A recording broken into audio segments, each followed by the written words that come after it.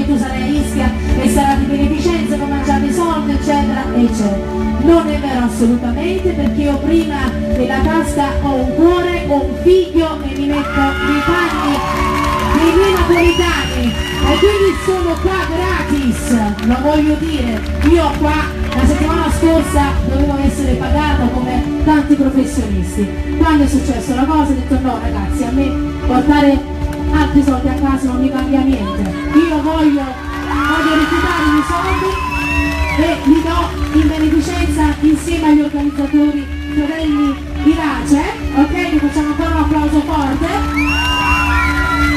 e voglio mostrare che non è che ne siamo tanti, perché ovviamente in tanti, molti turisti sono andati via per paura, ovviamente visto che c'è stato il terremoto, però qua sono tutti ischitani e sono tutti quanti per me. Ah, c'è anche qualcuno di Napoli, ah bene, allora vive i napoletani, vive gli ischitani.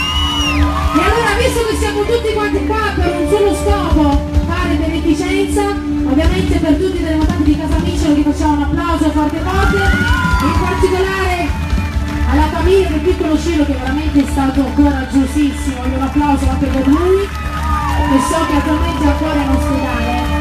Però siamo qua per divertirci e quindi ci facciamo vedere tutti quanti per i nostri terremotati, vi siamo vicino tutti quanti con le mani,